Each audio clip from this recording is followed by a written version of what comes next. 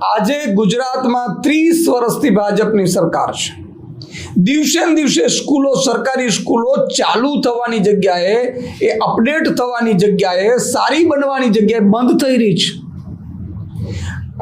1-2-3 દિવસ પ્રવેશોત્સવ ઉજવાય છે, પણ ભાજપ સરકાર માત્ર એને તાઇફાઓમાં ફેરવીને ખાલી હાજરી આપવી પડે એ જ દિશાથી આગળ વધી છે. એનો રિપોર્ટ નીતિ આયોગ પોતે આપ્યું છે.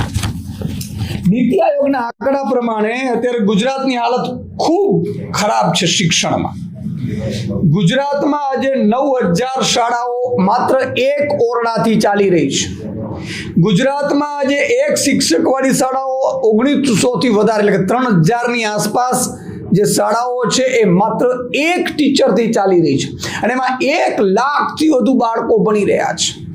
આ બાળકોના પરિવારજન અને એના સગા સંબંધીઓ પણ નક્કી કરે કે મારા બાળકને ભાજપ સારું શિક્ષણ નથી આપતું તો ભાજપ જીતી ન શકે એવી સ્થિતિમાં છે.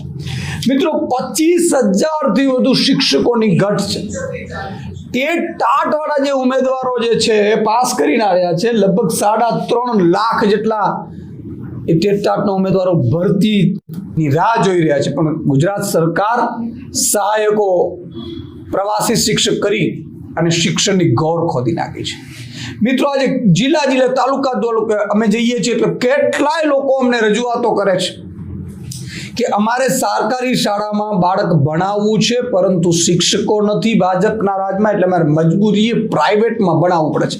મિત્રો, ગામડાઓમાં હું એવા કેટલાય વાલીઓને મળ્યો છું જે 2-3 વર્ષમાં, છેલ્લા 5 વર્ષમાં કેટલી સ્કૂલો ઓછા બાળકો હોવાના કારણે બંધ કરી, અને કેટલી સ્કૂલો એવી છે કે જ્યાં ટીચર ન હોવાના કારણે અથવા તો ભણતર સારું ન હોવાના કારણે પ્રાઇવેટમાં ગામડાનો મારો ખેડૂત છે ને દીકરાને દીકરીને ભણાવવા મજબૂર થયો છે.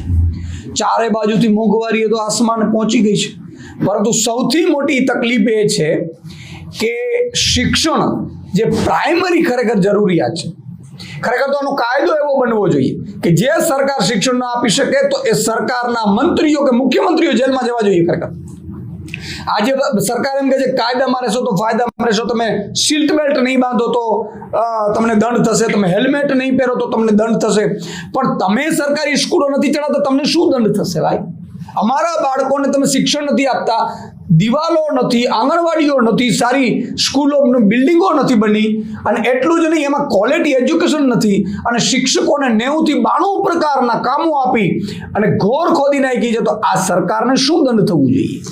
આ શિક્ષણ મંત્રીઓને શું દંડ થવું જોઈએ? એટલે આ આખું ગુજરાત પૂછી રહ્યું છે.